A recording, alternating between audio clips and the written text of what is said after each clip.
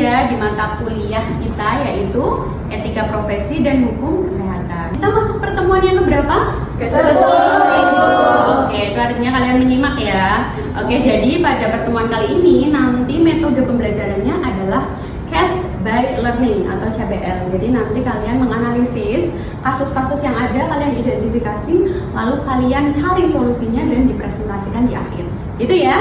Siap untuk belajar hari ini? Siap. Oke, sebelum kita masuk ke materi, Ibu ingin bertanya dulu.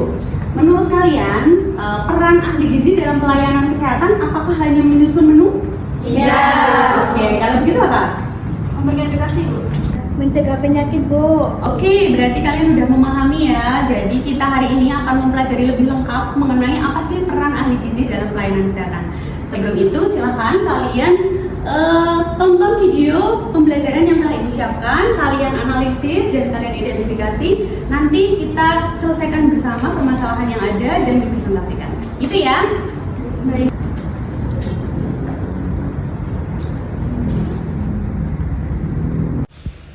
Assalamualaikum warahmatullahi wabarakatuh.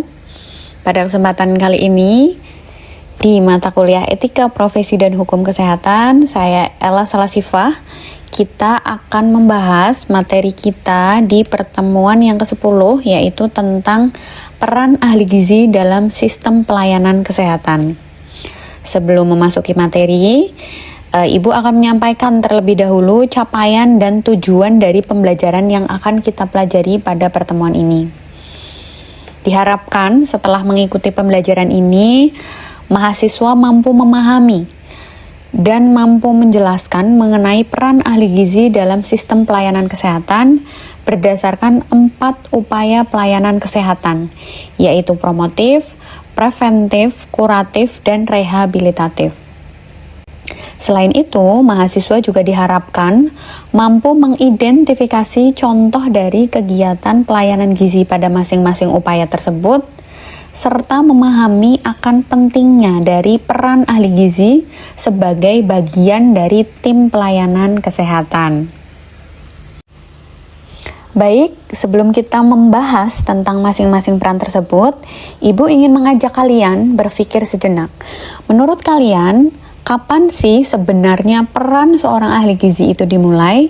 Apakah ketika seseorang sudah sakit atau justru sebelum penyakit itu muncul? Jawabannya adalah betul, keduanya. Dalam sistem pelayanan kesehatan, seorang ahli gizi itu memiliki peran yang sangat luas. Tidak hanya memberikan terapi gizi pada pasien yang sedang sakit, tetapi juga kita berperan dalam meningkatkan kesehatan masyarakat, mencegah penyakit, membantu proses pengobatan hingga mendampingi proses pemulihan pasien. Oleh karena itu, peran ahli gizi dibagi menjadi 4 upaya pelayanan kesehatan, yaitu sebagai promotif, preventif, kuratif, serta berperan dalam rehabilitatif. Dan untuk selanjutnya, kita akan membahas masing-masing dari peran tersebut secara rinci. Kita mulai dari upaya promotif. Upaya promotif merupakan segala bentuk kegiatan yang bertujuan untuk meningkatkan pengetahuan, meningkatkan kesadaran dan kemampuan masyarakat agar mampu menerapkan perilaku hidup sehat secara mandiri. Dalam bidang gizi, kegiatan promotif dapat dilakukan melalui edukasi mengenai pedoman gizi seimbang, penyuluhan kesehatan, maupun kampanye pola makan sehat kepada berbagai kelompok masyarakat.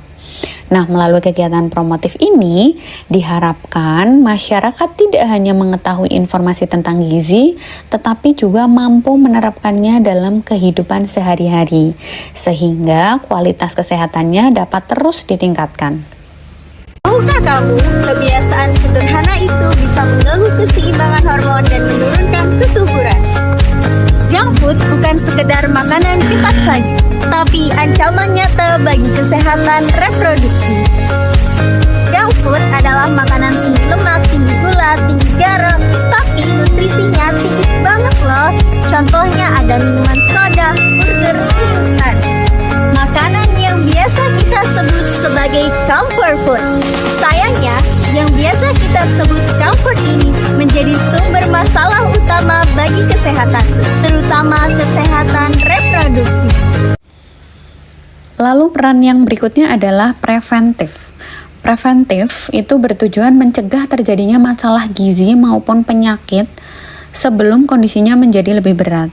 Nah, biasanya untuk peran dari ahli gizi dalam kegiatan preventif ini, bentuk kegiatannya adalah melakukan screening status gizi pada kelompok-kelompok yang rentan secara berkala, atau bisa memantau tumbuh kembang anak untuk mendeteksi gangguan pertumbuhan sejak dini, serta melakukan intervensi gizi guna mencegah terjadinya stunting maupun obesitas. Dengan adanya deteksi dini, masalah gizi dapat segera ditangani sehingga resiko komplikasi dapat diminimalkan. Gambar berikut memberikan contoh mengenai kegiatan preventif yang dilakukan oleh seorang ahli gizi. Pada tahap ini, pemantauan status gizi dilakukan secara rutin sehingga apabila ditemukan masalah gizi, intervensi dapat segera diberikan sesuai dengan kebutuhan sasaran.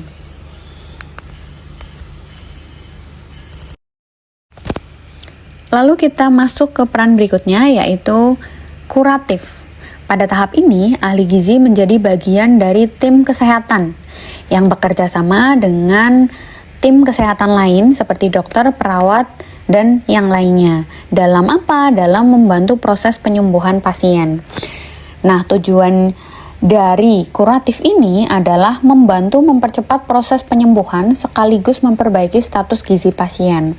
Bentuk pelayanan yang diberikan biasanya seperti konseling gizi atau penyusunan terapi diet sesuai dengan kondisi pasien atau kondisi penyakit seperti diabetes mellitus, hipertensi, maupun penyakit ginjal. Untuk mempermudah pemahaman, mari kita lihat contoh dari proses konseling gizi yang merupakan salah satu contoh dari tahap peran sebagai kuratif, yaitu sebagai berikut ini. Nah, konseling gizi itu merupakan proses komunikasi dua arah. Ahli gizi menggali kebiasaan makan pasien, memahami kendala yang dihadapi, kemudian bersama pasien menyusun solusi. Jadi begini Bu, untuk pasien diabetes ada 3 hal penting yang perlu diperhatikan. Yang pertama adalah terapi obat secara rutin, kemudian yang kedua adalah pengaturan diet yang tepat, dan yang ketiga adalah olahraga sesuai kapasitas. Di sini memang Ibu Arika ada penambahan obat karena kadar gula darah Ibu belum terkontrol ya Bu ya. Kemungkinan karena penggunaan obat yang tidak rutin tadi. Semoga sehat selalu. Assalamualaikum. Kemudian kita masuk ke tahap selanjutnya atau ke peran selanjutnya, yaitu rehabilitatif. Setelah pasien menjalani pengobatan, proses pemulihan masih memerlukan dukungan terapi gizi yang tepat. Nah, di tahap ini ahli gizi berperan dalam apa? Membantu pemulihan status gizi pasien. Pasca operasi bisa, pasca terkena penyakit stroke bisa, maupun pasien-pasien dengan kondisi kronis melalui terapi nutrisi yang sesuai. Selain itu, pada tahap rehabilitatif ini juga dilakukan monitoring lanjutan agar kebutuhan gizi pasien tetap terpenuhi sehingga proses pemulihannya berjalan optimal. Proses rehabilitasi tidak berhenti setelah pasien keluar dari rumah sakit. Monitoring evaluasi tetap diberlakukan agar status gizi pasien terus membaik serta mencegah terjadinya masalah gizi yang dapat memperlambat proses pemulihan. Sehingga kesimpulannya adalah peran ahli gizi itu mencakup 4 upaya utama, yaitu promotif, preventif, kuratif, dan rehabilitatif. Keempat upaya tersebut. Oke, kalian udah melihat ya video pembelajaran yang Ibu tampilkan di sini. Sekarang Ibu mau bertanya, menurut kalian ketika ada konseling itu merupakan peran pelayanan apa? Promotif. Oke, tepat sekali. Oke, pertanyaan berikutnya, kalau screening status gizi, menurut kalian peran pelayanan apa? Preventif Ibu. Oke, tepat sekali. Karena Ibu lihat kalian sudah memahami ya materi kita hari ini, jadi materi kita lanjutkan dengan sesi diskusi. Ibu sudah membagikan lewat Cifom, bisa kalian cek ya di linknya yang Ibu kirim. Silahkan nanti kasus yang form, kalian diskusikan bersama dengan kelompoknya. Nanti Ibu juga akan membagikan kelompok dan kelompoknya ada di G-form itu juga. Silakan kalian identifikasi, kalian analisis, dan kalian cari solusi dari permasalahannya. Setelah itu kalian maju untuk mempresentasikan. Seperti itu ya, sudah siap? Siap. Oke. Berarti masalah utamanya tuh stunting sama obesitas nggak sih? Iya. juga gitu. Ya, terus promotifnya bisa dilakuin edukasi gizi. Iya. Kalau preventifnya itu pemantauan pertumbuhan dan juga screening status gizi menurut aku. Iya. Kalau menurutku itu karena kesadaran masyarakat masih rendah. Iya. Nah, penyuluhan itu sangat penting. Nah, sayangnya masyarakat itu tuh pada nggak tahu kalau mencegah itu lebih baik daripada mengobati. Menurutku rehabilitatif juga penting loh, nggak cuma mentingin preventif. Assalamualaikum warahmatullahi wabarakatuh. Waalaikumsalam warahmatullahi wabarakatuh. Ya teman-teman, karena tadi kita sudah berdiskusi, jadi kelompok kami ingin mempresentasikan hasil diskusi kami. Kemudian presentasi dari kelompok kami, kurang lebih mohon maaf. Wassalamualaikum warahmatullahi wabarakatuh. Baik, semua kelompok sudah maju, sudah mempresentasikan dari hasil diskusi kalian. Ibu lihat kalian sudah memahami dan semakin mampu mengidentifikasi masalah yang ada. Kesimpulannya adalah pertemuan atau mata kuliah hari ini bahwa peran ahli gizi dalam pelayanan kesehatan itu sangat penting. Tidak hanya mereka menyajikan makanan, tapi mereka juga berperan dalam promotif, preventif, kuratif, dan rehabilitatif. Oleh karena itu, kalian adalah calon-calon ahli gizi. Kalian memiliki peran yang sangat besar untuk kesejahteraan masyarakat. Itu aja dari Ibu pertemuan kali ini. Ibu cukupkan sekian. Wassalamualaikum warahmatullahi wabarakatuh. Waalaikumsalam warahmatullahi wabarakatuh.